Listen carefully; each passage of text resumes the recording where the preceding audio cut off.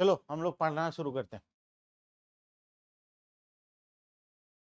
हम लोग पढ़ रहे थे चैप्टर नंबर 3, है ना।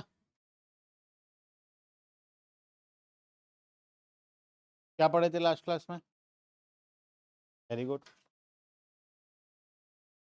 पढ़े थे इकोनॉमिक्स, पढ़े थे, याद है? माइक्रो इकोनॉमिक्स, क्लास 11, है ना। डिमांड तो चैप्टर का नाम हुआ ना। हम लोग क्या टॉपिक पढ़े थे? Very good. और उसके साथ एक और पढ़े थे, movement along the demand curve, साथ में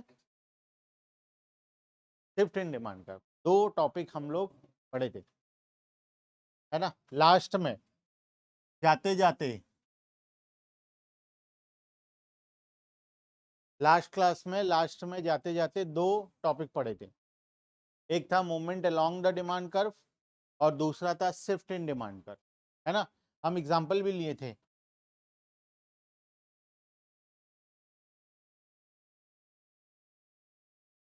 दो सिचुएशन में डिवाइड करते हैं।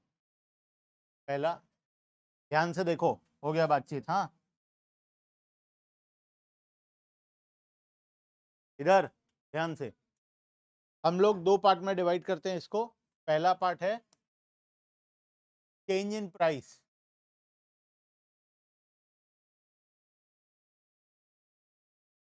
हम लोग टोटल कितने फैक्टर्स पढ़े थे? डिटर्मिनेंट्स ऑफ डिमांड कितना टो पढ़े थे? 8 फैक्टर पढ़े थे, 8 पॉइंट। अच्छा, डिटर्मिनेंट्स ऑफ डिमांड को हम फैक्टर्स अफेक्टिंग डिमांड भी बोलते हैं, ठीक है। तो एग्जाम में क्वेश्चन आ सकता है, what are the determinants of demand, या फिर what are the factors affecting demand. Same ही चीज है, वही 8 पॉइंट लिखना है।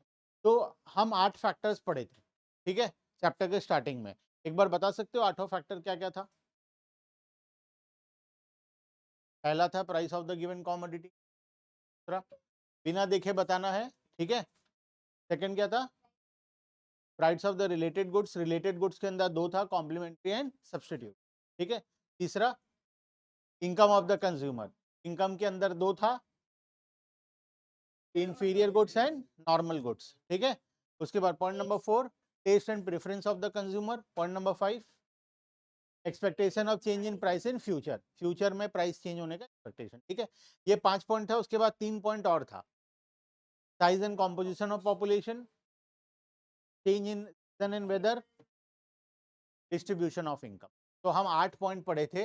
ये आठों चीजों में अगर कोई भी चेंजेस आएगा तो इसकी वजह से डिमांड में चेंज, ठीक है। अगर ये आठों फैक्टर कांस्टेंट रहेगा तो हमारा डिमांड भी कांस्टेंट रहेगा, ठीक है। तो इसमें से जो सबसे पहला फैक्टर था, जिसका नाम था प्राइस ऑफ द कॉमोडिटी, इसको हम लिखे चेंज इन प्राइस।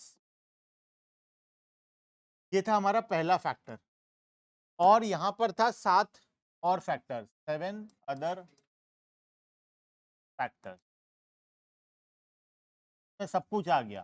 सातों पॉइंट तुम्हारा जो बचा हुआ, सातों पॉइंट आ गया, ठीक है। अब बात करते हैं हम लोग सबसे पहला फैक्टर का, जिसका नाम है प्राइस ऑफ द कॉमोडिटी, ठीक है। अच्छा, प्राइस ऊपर जाता है, डिमांड क्या होता है? क्या आता है? प्राइस नीचे जाता है तो डिमांड क्या होता है? बढ़ जाता है। ये हमें पता है ऑलरेडी, ठीक है। अब हम इसको डायग्राम में बनाते हैं, ठीक है। मैं एक काम करता हूँ, एक तो डायग्राम बनाता हूँ लॉ ऑफ डिमांड का। ये है डिमांड कर्व, डी डी, ठीक है। मान लो मैं पहले इस पॉइंट पर था, पॉइंट ए में था, ठीक है। पॉइंट ए जो है, पॉइंट ए का मतलब है 40 रुपीज प्राइस था, this is price and this is quantity, ठीक है।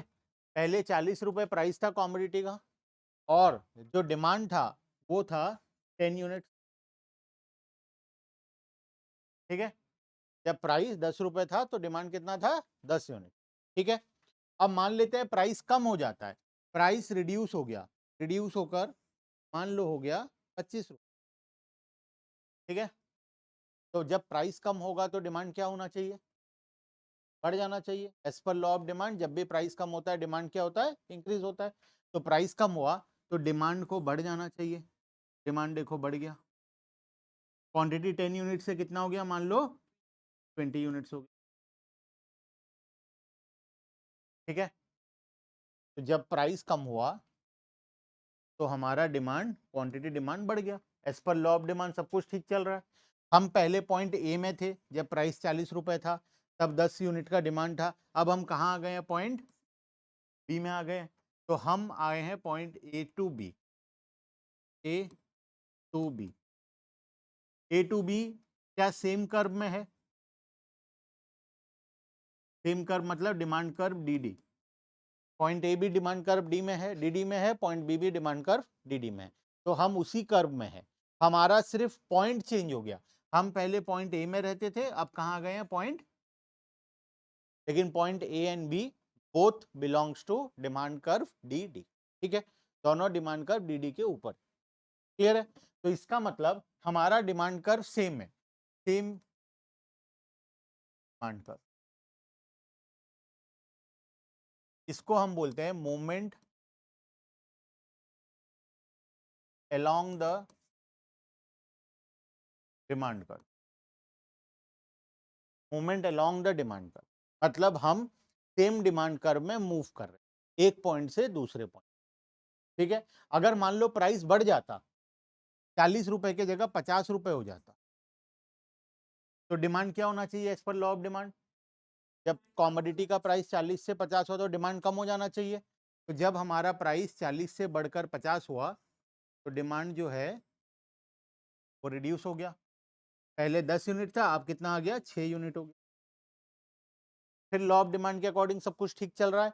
अब हम पॉइंट ए से कहां चले गए हैं? पॉइंट, तो देखो फिर से वही हुआ, हमारा पॉइंट तो चेंज हुआ लेकिन डिमांड कर्व वही है, सेम डिमांड कर्व के ऊपर हम लोग हैं।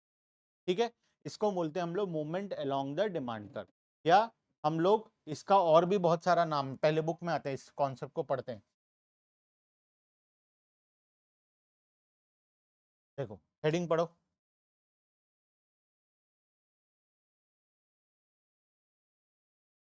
का बहुत सारा नाम है। पहला नाम है movement along the demand curve, यह है पहला नाम।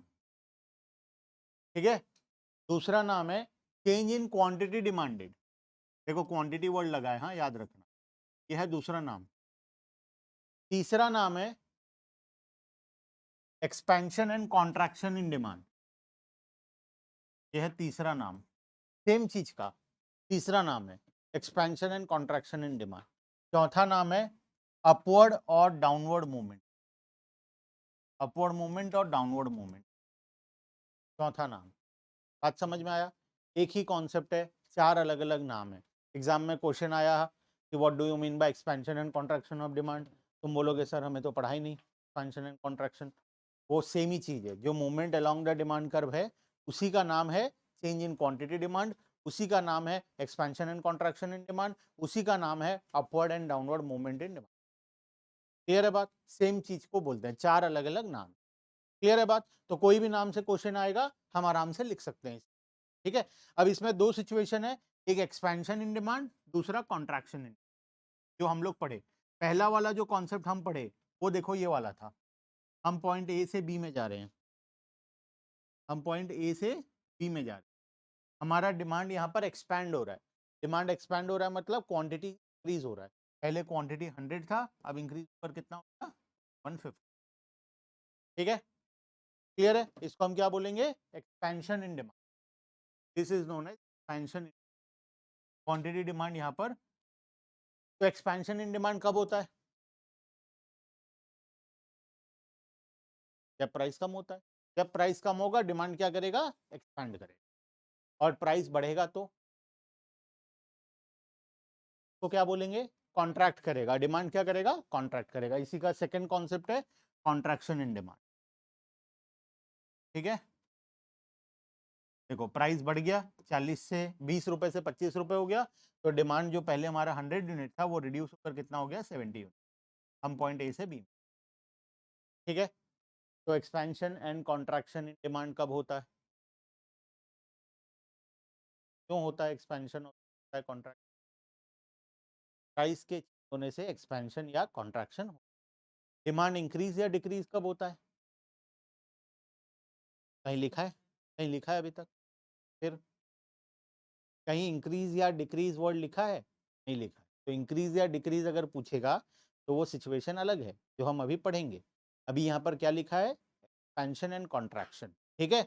इंक्रीज एंड डिक्रीज अलग होता है, एक्सपेंशन एंड कॉन्ट्रैक्शन अलग होता है। अभी हम क्या पढ़े, एक्सपेंशन एंड कॉन्ट्रैक्शन पढ़े।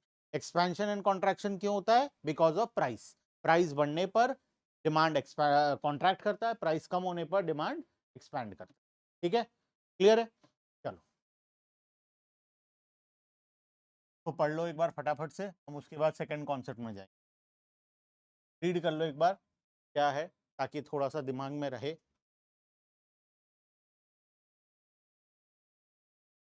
स्कूल में क्या पढ़ा रहे हैं, आउट ऑफ कोर्स, क्या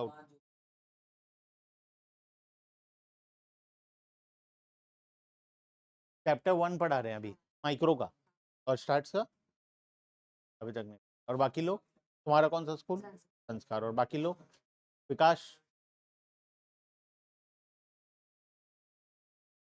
चैप्टर 2 माइक्रो का, और स्टार्ट्स का 3, मतलब कलेक्शन ऑफ डेटा चल रहा है ना। और कौन सा स्कूल है तुम्हारा, ये लोग कुछ और बोल रहे हैं तुम, अच्छा अच्छा, दो अलग अलग हो तुम, ठीक है। पढ़ लो इसको फटाफट से, आगे चले। केवी वाले अभी तक पता नहीं क्या पढ़ा रहे हैं। वैदिक वाला तो कोई नहीं होगा कि कोई है, वैदिक वैदिक वाला कोई नहीं है ना, ठीक है। ऐसा क्यों किए तुम वैदिक के साथ, हाँ हाँ, ऐसा क्यों धोखा दे दिए वैदिक को, क्या, अच्छा, मतलब बिल्कुल अच्छा नहीं है क्या। लास्ट ईयर तो बहुत सारे बच्चे गए थे उधर, इस बार सबको लगा अच्छा होगा, नया है तो, लेकिन चलो ठीक है, कोई बात नहीं। देखो, movement along the demand curve, change in quantity demand इसको बोलते हैं, इसमें एक्सपेंशन कॉन्ट्रैक्शन पढ़े हम लोग, ठीक है। अब इसका दूसरा पार्ट में चलते हैं।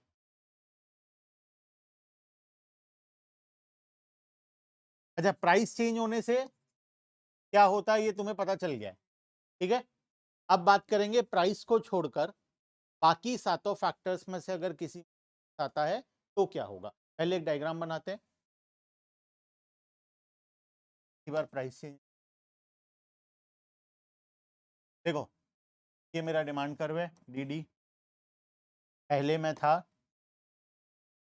यहाँ पर ये 40 रुपीज प्राइस था, ये क्वांटिटी था, ठीक है। मान लो ये था 10 यूनिट, पॉइंट ए, ठीक है। पॉइंट ए क्वांटिटी था 10 यूनिट, प्राइस था 40 रुपए, ठीक है। अब की बार प्राइस चेंज नहीं होगा, अब की बार प्राइस वही 40 का 40 ही रहेगा, लेकिन अब की बार मेरा इनकम इंक्रीज। पहले मैं पैसा कमाता था 1 लाख रुपए, अब मैं इनकम, मेरा इनकम बढ़ के हो गया 5 लाख, ठीक है। पहले 1 लाख था इनकम, अब कितना हो गया है, 5 लाख। तो क्या इसके वजह से क्वांटिटी के डिमांड में कोई इम्पैक्ट पड़ेगा, ऑब्वियसली पड़ेगा। अगर मेरा इनकम बढ़ेगा तो मैं ज्यादा क्वांटिटी खरीदूंगा, पहले मेरा इनकम कम था तो मैं कम खरीदता था, अब मेरा इनकम बढ़ जाएगा तो मैं ज्यादा खरीदूंगा, ऑब्वियसली, ठीक है। तो क्वांटिटी बढ़ गया, पहले मैं 10 यूनिट खरीदता था, अब मैं 40 यूनिट खरीद। प्राइस कितना है, प्राइस कितना है, वही 40 का 40 है, प्राइस में कोई चेंजेस नहीं आया है। प्राइस मार्केट में कॉमोडिटी पहले भी 40 का बिकता था, अभी भी 40 का बिक रहा है, अब सिर्फ मेरा इनकम इंक्रीज होगी, ठीक है। मेरे इनकम इंक्रीज होने पर क्वांटिटी 10 यूनिट से इंक्रीज होकर कहाँ चला गया है, 40 यूनिट। तो 40 यूनिट प्राइस क्वांटिटी और 40 यूनिट प्राइस, दोनों 40-40, पॉइंट बी, ठीक है। देखो प्राइस वही 40 का 40 है, और ठीक है, बात समझ में आया। तो अब पॉइंट बी में तो कोई डिमांड कर्व है ही नहीं, हम हमारे डिमांड कर्व के बाहर जा चुके हैं, तो यहाँ पर हमें एक नया डिमांड कर्व बनाना पड़ेगा।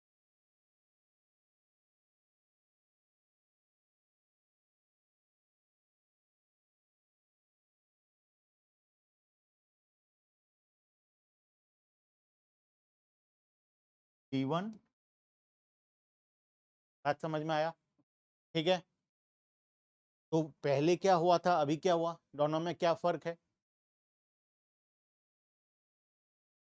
में डिमांड कर्व शिफ्ट हो गया, हम पॉइंट ए से पॉइंट बी में आए, पहले भी हम पॉइंट ए से पॉइंट बी में जा रहे थे, लेकिन पहले पॉइंट ए और बी दोनों डिमांड कर्व डी डी में था। अब पॉइंट ए और बी दोनों अलग अलग डिमांड कर्व में, पॉइंट ए जो है वो डी डी डिमांड कर्व में है और पॉइंट बी जो है वो D1 D1। बात समझ में आया? ठीक है, तो हमारा डिमांड कर्व अब की बार ऊपर की तरफ शिफ्ट हो गया। क्लियर है? कौन से साइड में शिफ्ट? राइट वर्ड, हम पढ़े थे ये लेफ्ट है, ये राइट है, तो हमारा डिमांड कर्व पहले जहां था वहां से राइट साइड की तरफ शिफ्ट हो गया। ठीक है, इसको बोलते हैं हम लोग rightward shift in demand curve. ठीक है, क्यों होता है ये राइटवर्ड शिफ्ट, क्यों होता है? डिमांड, खाली डिमांड बढ़ जाने से? प्राइस कांस्टेंट रहेगा लेकिन डिमांड बढ़ेगी। डिमांड तो पहले भी बढ़ा था, याद है, लास्ट वाले में भी डिमांड बढ़ा था, लेकिन डिमांड प्राइस की वजह से चेंज हुआ था। अब की बार डिमांड बढ़ेगा लेकिन प्राइस की वजह से नहीं बढ़ेगा, प्राइस वही का वही रहेगा। और दुनिया में जो भी फैक्टर्स हैं, हम 7 फैक्टर्स पढ़े हैं, उन 7 फैक्टर्स में चेंजेस आएगा उसकी वजह से। क्लियर है बात? सबको समझ में आ गया? ठीक है, अच्छा वैसे ही अगर मेरा इनकम कम हो जाता, 1 लाख की जगह अब मैं कमा रहा हूं 5,000 रुपए, पहले 10 यूनिट खरीदता था, अब खरीदूंगा 1 यूनिट, मेरा डिमांड कम हो गया 1 यूनिट, प्राइस वही का वही है, 1 यूनिट मतलब पॉइंट सी। ठीक है, यहाँ पर मुझे क्या करना पड़ेगा, एक बना 2। बात समझ में आया? ठीक है, अब की बार क्या हुआ, लेफ्टवर्ड शिफ्ट हो गया, पहले जहां था डिमांड कर्व वहां से लेफ्ट साइड की तरफ शिफ्ट हो गया। ठीक है, ये क्यों होता है लेफ्ट की तरफ शिफ्ट, क्यों होता है लेफ्ट की तरफ शिफ्ट? डिमांड कम हो जाता है लेकिन प्राइस सेम है। ठीक है, क्लियर है बात, सबको समझ में आ गया? ठीक है, अब मैं कुछ क्वेश्चंस पूछूंगा, अगर सबको समझ में आ गया है तो पहले ये पढ़ लेते हैं। ये तो हो गया था हमारा एक्सपेंशन कॉन्ट्रैक्शन। नेक्स्ट आते हैं हम लोग शिफ्ट इन डिमांड कर्व में। शिफ्ट इन डिमांड कर्व में आ जाओ, जिसका नाम क्या क्या है देखो, इसका भी 4 नाम है। ठीक है, इनफैक्ट इसका 4 से ज्यादा है। शिफ्ट इन डिमांड कर्व, पहला उसका क्या था, movement along the same curve. ठीक है, इसका क्या है, शिफ्ट इन डिमांड कर्व। दूसरा नाम उसका क्या था देखो तो, चेंज इन क्वांटिटी डिमांड था। इसका क्या नाम, चेंज इन डिमांड। तो याद रखना, क्वांटिटी वर्ड जो यूज होता है, दो चीज है देखो, पहला वाले का नाम था चेंज इन क्वांटिटी डिमांड, इसका नाम क्या है, चेंज इन डिमांड। ठीक है, क्वांटिटी वर्ड जब यूज होता है इसका मतलब प्राइस में अगर डिमांड के साथ क्वांटिटी वर्ड यूज हुआ है इसका मतलब प्राइस में चेंजेस आया है, और डिमांड के साथ अगर क्वांटिटी वर्ड यूज नहीं हुआ है इसका मतलब प्राइस में कोई भी चेंजेस। एग्जाम में क्वेश्चन आया था कि differentiate between change in demand and change in quantity demand. बहुत सारे बच्चे को लगा कि इसमें तो ग्रेस मार्क मिलेगा हमें, लेकिन हुआ क्या, change in demand change in quantity demand same तो है, ऐसा लग रहा है ना सुन के, लेकिन एक्चुअल में सेम नहीं है। चेंज इन क्वांटिटी डिमांड क्यों होता है, because of change in price, और चेंज इन डिमांड क्यों होता है, because of change in other factors. ठीक है, तो ये है चेंज इन डिमांड। इसका और क्या क्या नाम है पढ़ते हैं,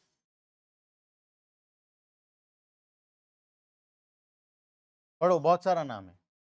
आउटवर्ड एंड इनवर्ड शिफ्ट, दूसरा नाम outward and inward shift in demand कर, आइदर डिमांड कर आउटवर्ड साइड में शिफ्ट होगा या इनवर्ड साइड में शिफ्ट होगा। ठीक है, जिसको हम राइट साइड और लेफ्ट साइड बोले।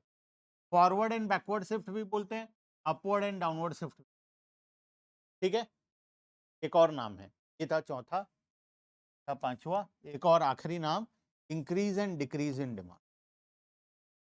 वहां पर क्या था, expansion and contraction word use हुआ, यहाँ पे क्या यूज हुआ है, इंक्रीज एंड डिक्रीज। ठीक है, क्लियर है? तो अब तुम लोग को सबको याद हो गया क्या कहां पर क्या हुआ था। चलो कुछ क्वेश्चंस करते हैं हम लोग।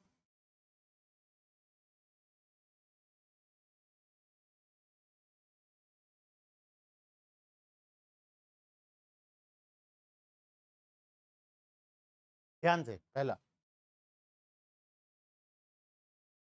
प्राइस इंक्रीज हुआ, ठीक है, प्राइस इंक्रीज हुआ, डिमांड क्या होगा, डिमांड डिक्रीज होगा, वही गलत हो गया, पहले क्या होगा, कॉन्ट्रैक्ट होगा डिमांड। इंक्रीज एंड डिक्रीज कहाँ यूज होता है, जहां पर प्राइस नहीं होता, अदर फैक्टर्स हो, तो डिक्रीज नहीं होगा डिमांड, उसकी जगह में क्या बोलना है, डिमांड कॉन्ट्रैक्ट करेगा, नीचे की तरफ जाएगा, डिमांड कम हो जाएगी, ठीक है, तो डिमांड विल कॉन्ट्रैक्ट। अच्छा, डिमांड कर्व क्या होगा, सेम रहेगा, सिर्फ हमारा पॉइंट ए से सी की तरफ चला जाएगा, ठीक है, क्लियर है। दूसरा, सीजन एंड वेदर, अभी कौन सा सीजन आ गया, रेनी, रेनी सीजन में अम्ब्रेला का डिमांड बताओ क्या होगा, इंक्रीज करेगा, है ना, करेक्ट वर्ड है, इंक्रीज करेगा, क्योंकि प्राइस तो वही रहेगा, या प्राइस बढ़ भी सकता है, मान लो वही है प्राइस, तो जब प्राइस वही है तो सीजन एंड वेदर आ गया तो डिमांड बढ़ जाएगा कॉमोडिटी, तो डिमांड बढ़ने पर हमारा जो हम उसको क्या बोलेंगे, इंक्रीज इन डिमांड। कर्व क्या होगा, शिफ्ट होगा, कौन से साइड में, राइट वर्ड शिफ्टिंग हो, ठीक है, क्लियर है। आखिरी क्वेश्चन, ये जो सही बताएगा कुछ कर नहीं सकते, ठीक है,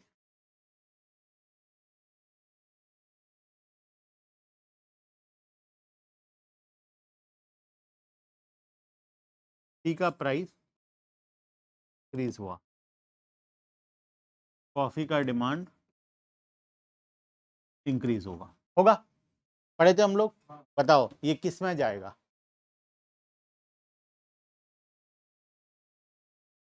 इसको हम क्या बोलेंगे, इंक्रीज इन डिमांड बोलेंगे, डिक्रीज इन डिमांड बोलेंगे, एक्सपेंशन इन डिमांड बोलेंगे, कॉन्ट्रैक्शन इन, क्या बोलेंगे, क्यों बोलेंगे एक्सपेंशन, और क्यों बोलेंगे, तुम क्या बोले थे, क्यों बोलेंगे इंक्रीज, वेरी गुड, इसमें किसका प्राइस चेंज हो रहा है, टी का प्राइस चेंज हो रहा है। पहला पॉइंट पढ़ो तो क्या लिखा है, डिटर्मिनेंट्स ऑफ डिमांड में पहला पॉइंट पढ़ो क्या लिखा है,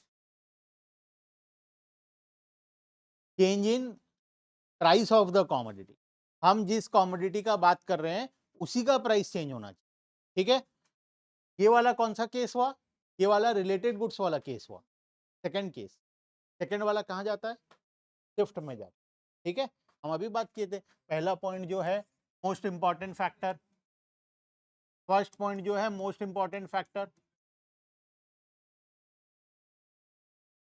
मोस्ट इंपॉर्टेंट फैक्टर जो है वो है price of the,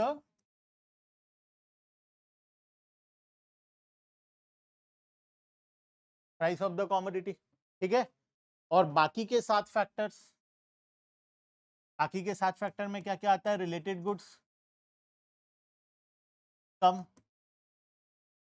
test and preference, future price, size and composition, और उसके बाद सीजन एंड वेदर और डिस्ट्रीब्यूशन ऑफ इनकम,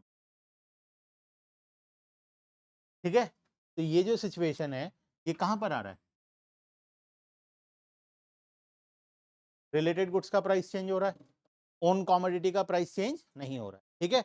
अगर मैं इसका डायग्राम बनाऊं, डायग्राम बनाकर भी तुम्हें समझा देता हूं, तो मैं किसका डायग्राम बनाऊंगा, कॉफी का डायग्राम बनाऊंगा या फिर टी का डायग्राम बनाऊंगा, मान लो कॉफी का डायग्राम बनाता हूं,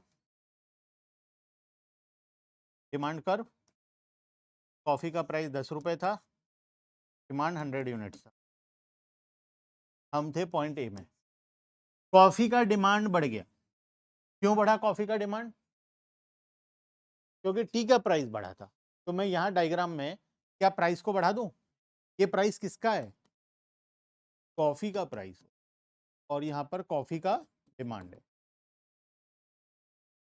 तो एज पर दिस डायग्राम क्या प्राइस चेंज हुआ है, क्योंकि ये डायग्राम में किसका प्राइस है, कॉफी का प्राइस है, क्या कॉफी का प्राइस चेंज हुआ था, नहीं, किसका प्राइस चेंज हुआ था, टी का, तो कॉफी का प्राइस वही रहेगा, खाली डिमांड बढ़ जाएगा, बढ़ा दो डिमांड,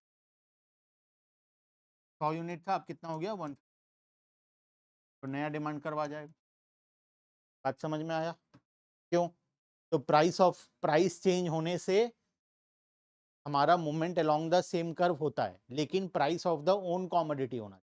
जिसका तुम डिमांड देख रहे हो उसी का प्राइस होना चाहिए। ठीक है, रिलेटेड गुड्स कॉम्प्लीमेंट्री या सब्स्टिट्यूट अगर है तो फिर वो शिफ्ट वाले सिचुएशन में जाए।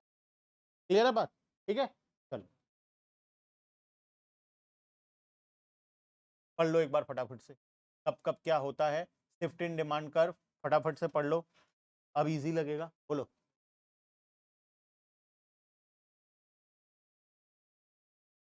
हाँ तो 8 क्या, मैं 16 तो फैक्टर बना दूंगा। एक बार इंक्रीज लिखूंगा, एक बार डिक्रीज लिखूंगा, एक बार सीजन एंड वेदर, जैसे मान लो income of the consumer, first point बनाऊंगा increase in income of the consumer, second point बनाऊंगा decrease in income of the consumer. तो 7 पॉइंट को 14 पॉइंट्स बना सकते हैं हम। ठीक है, और भी दुनिया में बहुत सारे फैक्टर्स हैं। 7 फैक्टर्स तो हम पढ़े हैं, एक प्राइस हुआ वो अलग हो गया, बाकी अदर फैक्टर में 7 फैक्टर्स हम पढ़े हैं। There are unlimited factors. War हो गया, वॉर होने से गुड्स एंड सर्विसेज, क्या वो पॉइंट पढ़े हम लोग? नहीं पढ़े। ड्रॉट हो गया, फेमाइंस आ गया, अर्थक्वेक हो गया, तो उसके केस में सिचुएशन बदल जाएगा, नेचुरल कैलामिटीज के सिचुएशन। तो देयर आर इनफाइनाइट पॉसिबिलिटीज। ठीक है, हम सिलेबस में 7 पढ़े हैं, यहाँ पर भी वही सारा लिखा है। देखो ये इसको 2 बार लिखा है, कॉम्प्लीमेंट्री और सब्स्टिट्यूट। हम रिलेटेड गुड्स 1 पॉइंट पढ़े थे जिसके अंदर 2 था, ये 2 बार बना दिया, एक कॉम्प्लीमेंट्री बना दिया, एक अलग अलग। ठीक है, तुम ऐसा बहुत सारे पॉइंट्स बना सकते हो। हम 7 सिचुएशन पढ़े हैं, वो सातों सिचुएशन से रिलेटेड तुम कितना भी पॉइंट्स बना सकते हो। ठीक है, पढ़ लो एक बार फटाफट। Rightward shift, leftward shift, outward shift, inward, forward, backward, upward, downward, increase in demand, decrease in demand. सबसे इंपॉर्टेंट है, 2 चीजें याद रखना। एक्सपेंशन एंड कॉन्ट्रैक्शन किसको बोलते हैं, जो अक्सर एग्जाम में क्वेश्चन आता है। आइदर एक्सपेंशन एंड कॉन्ट्रैक्शन पूछेगा या इंक्रीज एंड डिक्रीज। एमसीक्यू में क्वेश्चन आता है कि प्राइस इंक्रीज हुआ, उसके वजह से डिमांड डिक्रीज हुआ, बताओ डिमांड क्या होगा। फर्स्ट पॉइंट है डिक्रीज होगा, सेकंड पॉइंट है कॉन्ट्रैक्ट होगा। सब कोई देखेंगे प्राइस बढ़ा है, डिमांड तो डिक्रीज होना चाहिए, डिक्रीज मार देंगे, है ना। क्या होना, क्या आएगा, करेक्ट आंसर क्या होगा, कॉन्ट्रैक्शन हो। ठीक है, तो वो याद रखना कि एक्सपेंशन कॉन्ट्रैक्शन किस सिचुएशन में होता है, इंक्रीज डिक्रीज किस सिचुएशन में। ठीक है, और दूसरा चीज, ये सारा ना नाम उतना इंपॉर्टेंट नहीं, यहाँ से कभी क्वेश्चन जनरली नहीं आता। सबसे ज्यादा क्वेश्चन आता है increase and decrease, expansion contraction, और दूसरा होता है change in demand and change in quantity demand. Change in demand बोलेगा या चेंज इन क्वांटिटी डिमांड बोलेगा। क्वांटिटी डिमांड बोला है मतलब प्राइस के बारे में बोल रहा है, चेंज इन डिमांड बोल रहा है मतलब अदर फैक्टर्स के बारे में। ठीक है, क्लियर है, याद रहेगा अब। तो हो गया हमारा। आओ डिफरेंस बिटवीन देखते हैं।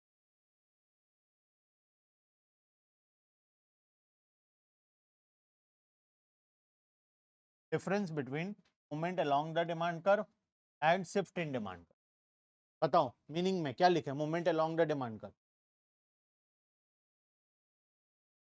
पढ़े थे अभी तो रीजन हुआ ना।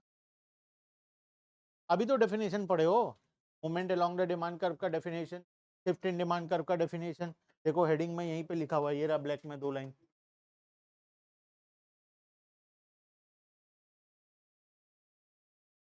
ये रहा definition of shift in demand curve. When the demand curve of commodity factor other than the own price of the commodity is as change in demand. ठीक है, तो ये तो लिख लोगे meaning. Effect on demand curve बताओ। यहाँ पर डिमांड कर्व क्या होता है, सेम होता है, यहाँ पर न्यू डिमांड कर्व आता है, शिफ्ट होने के बाद एक नया डिमांड कर्व बनता है। ठीक है, रीजन ये क्यों होता है, due to price of the own commodity. खाली प्राइस लिखोगे गलत हो जाएगा। ठीक है, खुद का प्राइस चेंज होना चाहिए, जिस कॉमोडिटी के बारे में हम बात कर रहे हैं उसका प्राइस चेंज हो। ठीक है, और दूसरा वाले में आएगा अदर फैक्टर्स। अदर फैक्टर्स में 7 पॉइंट लिखना है, खाली अदर फैक्टर लिखने से नहीं चलेगा, 7 पॉइंट वहां पर लिखना। ठीक है, क्लियर,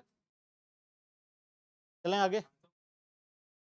7 पढ़े हम लोग, वो कुछ भी लिख दो उसमें, कुछ वही 7 में से कुछ भी लिख लेना। देखो देखो, हो गया, बात खत्म, यहाँ तक क्लियर है। अब चलो हम फिर से जाते हैं थोड़ा पीछे, सब्सटीट्यूट गुड्स एंड कॉम्प्लीमेंट। हम थोड़ा थोड़ा पढ़े थे इसके बारे में, ये टॉपिक इतना छोटा नहीं है, सब्सटीट्यूट एंड कॉम्प्लीमेंट बहुत बड़ा टॉपिक है। तो मुझे बताओ, सबसे पहले हम सब्सटीट्यूट गुड्स जो पढ़े थे उसमें क्या एग्जांपल लिए थे? T and coffee.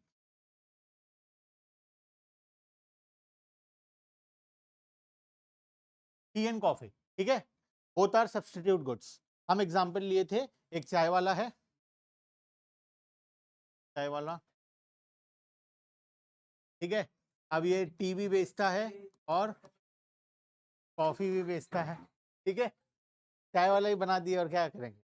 देखो, चाय भी बेचता है, कॉफी भी बेचता है, ठीक है, दोनों का प्राइस क्या है?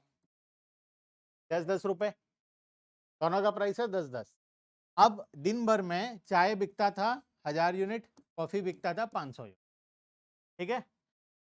अब इसको क्या लगा, ये वाला दिमाग लगाया, तो लगा कि चाय तो बहुत फेमस, एक काम करते हैं, चाय का प्राइस को बढ़ा देते हैं। क्या किया, टी का, कॉफी का प्राइस वही है, हाँ? तो लोग क्या करेंगे,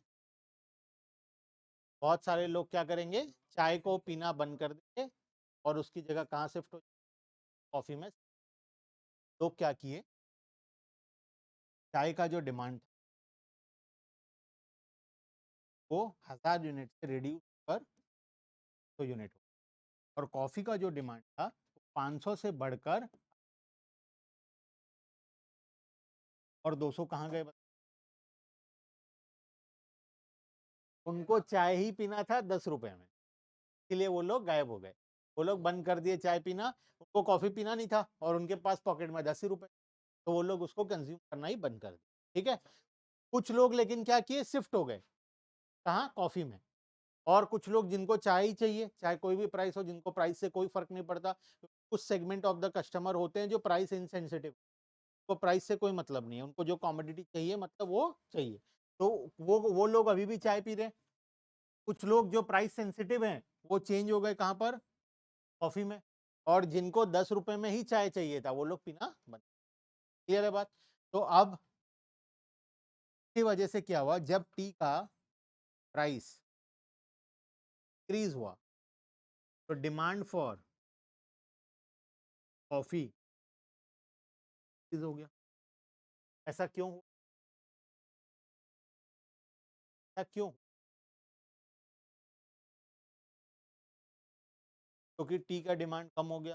का डिमांड कम क्यों हुआ? बिकॉज टी महंगा हो गया, चाय महंगा हो गया तो लोग कॉफी में, because coffee in comparison to tea सस्ता था, ठीक है। तो बेसिकली अगर तुम देखोगे तो एक्चुअल में कंज्यूमर के माइंड में क्या हो रहा है, तो उसके माइंड में क्या हो रहा है, और कॉफी सस्ता, ठीक है, तो उसके लिए कॉफी सस्ता है तो वो किधर चला गया, हमेशा कंज्यूमर लेस कॉस्टली गुड्स में शिफ्ट होता है, ठीक है। जब भी महंगा ऑल्टरनेटिव है, ऑल्टरनेटिव है, तुम देखोगे कि बहुत सारे कस्टमर वो वाले दूसरे ऑल्टरनेटिव में शिफ्ट होंगे। यहाँ पर वही हुआ, बहुत सारे लोग से शिफ्ट हो गए कॉफ़ी की तरफ, because tea and coffee are substitute, लोगों को चाय कॉफ़ी तो चल जाता है, तो क्लियर है बात, ठीक है। अच्छा, अब बात करते हैं कॉम्प्लीमेंट, कॉम्प्लीमेंट।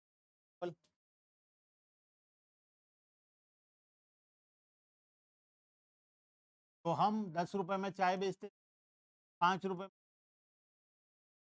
एक कंज्यूमर आता था, चाय खरीदता था, 2 पीस बिस्किट खरीदता था, तो हमारा जो डिमांड टी का तो 1000 यूनिट था, कॉफ़ी का मान लो बिस्किट का डिमांड था 1600 यूनिट, मतलब इसमें से 800 लोग थे, तो दो दो बिस्किट, 1600 बिस्किट हमारा बिक जाता। अब टी का प्राइस इंक्रीज हो गया, 10 से होकर 15 की, प्राइसेस, इसकी वजह से टी का डिमांड क्या हुआ, बताओ। बिस्किट तो कम होगा, बिस्किट का तो कुछ भी नहीं था, बिस्किट सारा कुछ भी, का प्राइस जो था वही है, क्योंकि उसका दोस्ती किसके साथ था, तो जब ये बर्बाद हुआ तो वो भी बर्बाद ही हो, है ना। निश्चित है। ये भी क्या इसका डिमांड 1600 यूनिट पर। बात समझ में आया। तो अभी अगर हम लिखें जब टी का प्राइस इंक्रीज हुआ 10 रुपए से 15 रुपए में, ठीक है, तो बताओ बिस्किट का डिमांड क्या हुआ, डिक्रीज हुआ। क्यों हुआ डिक्रीज? बिकॉज चाय महंगा हो गया, लोग चाय पीना बंद कर दिए। जब लोग चाय पीना बंद कर दिए तो उसके साथ यूज होने वाला जो भी कॉमोडिटी हो उसका भी डिमांड कम होगा। अगर तुम जाओगे ही नहीं, अगर तुम घर में पढ़ाई नहीं कर कॉपी का, अगर प्रिंटर नहीं होगा तो पेपर का डिमांड। These are known as complementary goods. बहुत सारे केसेस हमें दो कॉमोडिटी एक साथ चाहिए, अगर एक का डिमांड नहीं है तो दूसरे का भी नहीं होगा, एक का डिमांड बढ़ेगा तो दूसरे का भी डिमांड, ठीक है। तो यहाँ पर कॉम्प्लीमेंट, जब चाय का डिमांड कम हो गया, टी का डिमांड, तो उसकी वजह से बिस्किट का डिमांड भी। क्लियर है बात? ये हम लोग पढ़े थे कॉम्प्लीमेंट एंड सब्स्टिट्यूट, लेकिन हम इसका डायग्राम नहीं पढ़े थे, है ना। हम सिर्फ यही पढ़े थे, इतना ही रिलेशन पढ़े थे, जब प्राइस बढ़ता है तो क्या होता है, प्राइस कम होता है तो क्या होता है। अब हम पढ़ेंगे उसका डायग्राम।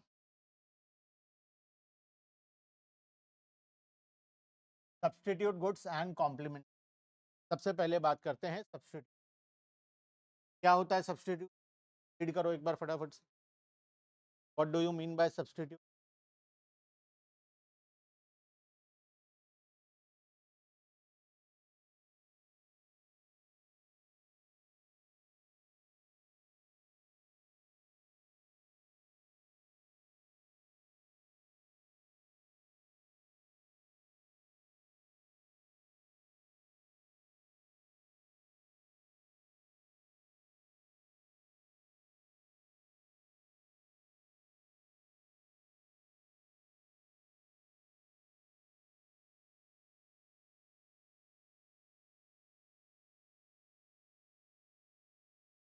वाह। Substitute goods are those goods which can be used in place of one another for satisfaction of a particular want like tea and coffee. ठीक है। अब यहाँ पर आ जाओ, देखो हम पूरा, अगर नोट्स है, तुम नोट्स तो है, देखो सब्स्टिट्यूट एंड कॉम्प्लीमेंट का डायग्राम दो दो बार दिया हुआ, एक बार अभी दिया है और एक बार बाद में फिर से दिया है ना। दो तीन दो पेज के बाद दिया होगा शायद फिर से, सब्स्टिट्यूट का दोबारा दिया होगा। हाँ, दोनों का बार बार दिया है ना। क्यों दिया है, सोचो क्यों दिया है। अच्छा, दोनों डायग्राम को कंपेयर करो, तो कंपेयर करो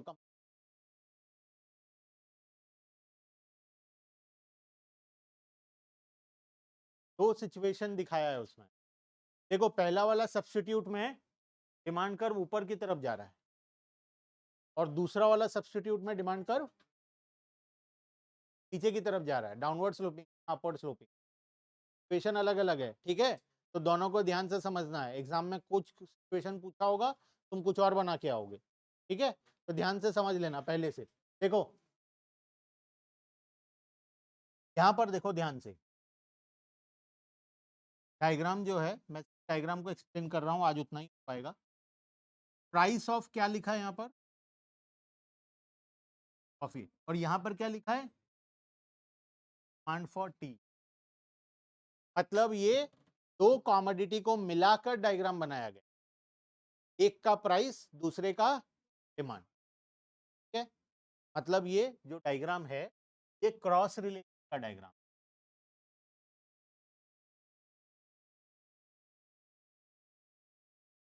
ये क्रॉस रिलेशन का डायग्राम की वजह से ये अपवर्ड स्लोपिंग है। आज तक हम डिमांड कर्व अपवर्ड स्लोपिंग नहीं पढ़े, लास्ट 5 क्लास से पढ़ रहे हैं demand.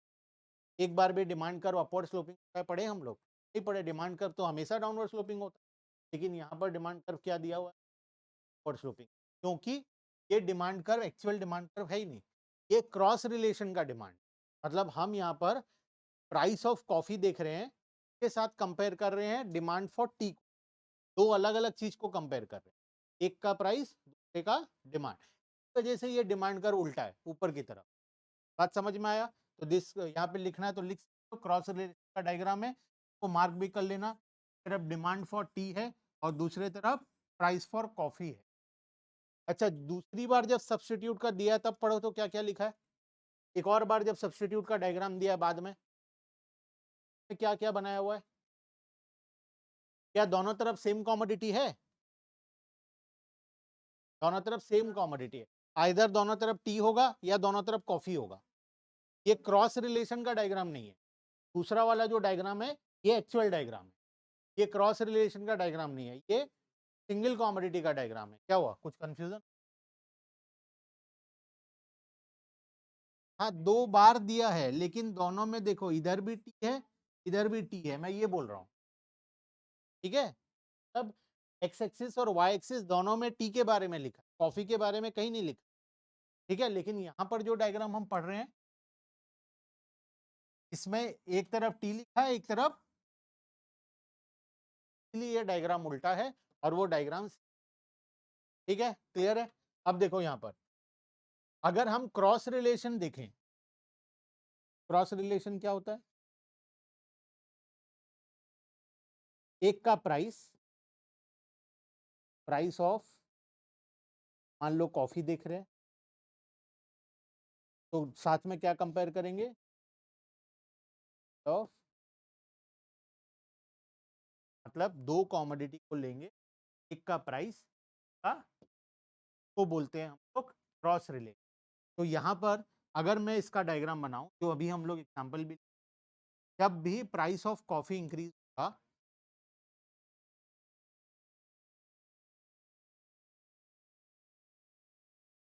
Price of coffee increase होगा तो डिमांड फॉर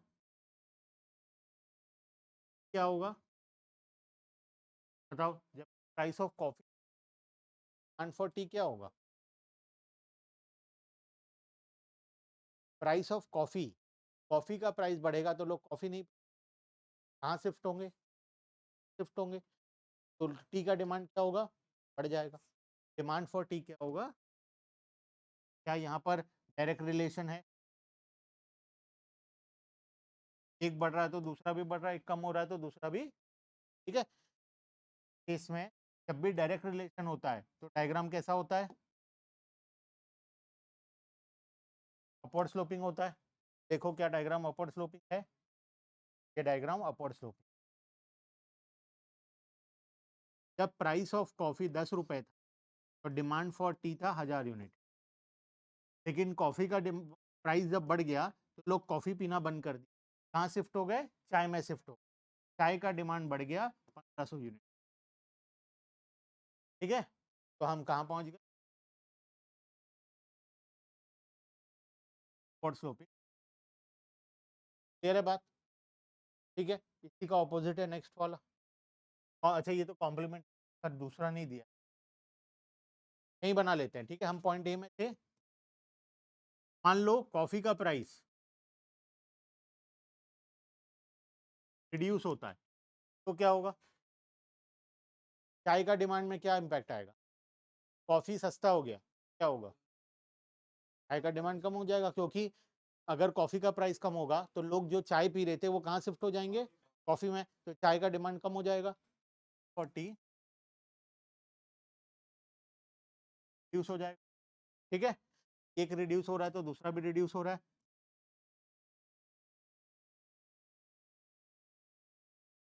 बात समझ में आया?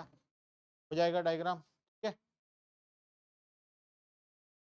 चलो तो फिर हम लोग आज यहीं पर